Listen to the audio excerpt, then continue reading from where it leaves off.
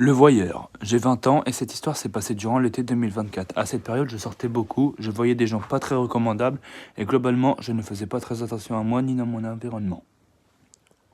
Un soir, je rentre d'une petite soirée avec des copines. Il est environ minuit et contrairement à d'habitude, je suis épuisé, tellement fatigué que j'en oublie de fermer ma porte à clé.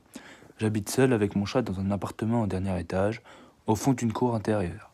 À cet étage-là, il n'y a que mon appartement. Je fais ma routine, démaquillage, douche puis au lit, car j'ai cours le lendemain. Vers 3 heures du matin, je me réveille à cause de bruits étranges venant du salon, juste à côté de ma chambre.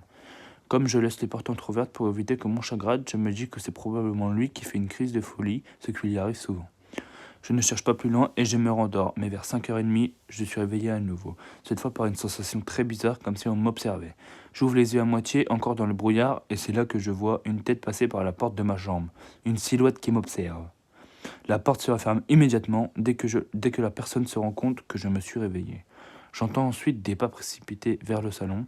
Sur le moment, je suis incapable de comprendre si je rêve ou si quelqu'un est réellement chez moi. Je suis tellement dans le coton que j'ai la réaction la plus absurde possible. Je me rendors, 2 minutes plus tard, je me réveille en sursaut comme si mon cerveau venait enfin de connecter les points. Quelqu'un était vraiment là.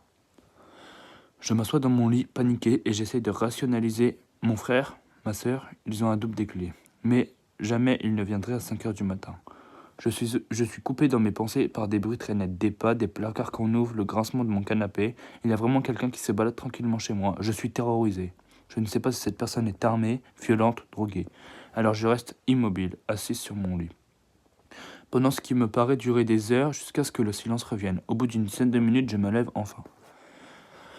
Je trouve mon chat caché sous mon lit, complètement tétanisé, ce qui n'est pas du tout son tempérament habituel. Ça me glace le sang. J'ouvre la porte de ma chambre et je découvre toutes les lumières allumées, les placards ouverts, la porte d'entrée entrouverte. Je panique pour mon chat, je m'approche de la porte pour regarder s'il n'est pas sorti, et là, je vis la pire frayeur de ma vie. Quand j'ouvre un peu plus la porte, je tombe nez à nez avec l'homme qui était dans mon appartement.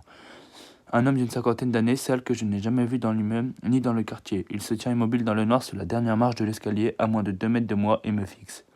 Je suis complètement paralysé, je ne peux ni crier ni bouger, et c'est lui qui me sort cette paralysie. Il se jette sur moi pour essayer de m'attraper. J'ai juste le réflexe de claquer la porte et de tourner la clé. Une fois la porte verrouillée, je m'effondre, je pleure, j'appelle ma mère et mon copain. Même là, incapable d'appeler la police moi-même, tellement je suis en état de choc. Ma mère les appelle pour moi, mon copain qui habite à quelques rues arrive en 10 minutes, fouille l'immeuble quartier, mais l'homme a disparu. Je suis allé porter plainte le jour même. La police a insinué que c'était un peu de ma faute, que j'avais qu'à fermer la porte à clé.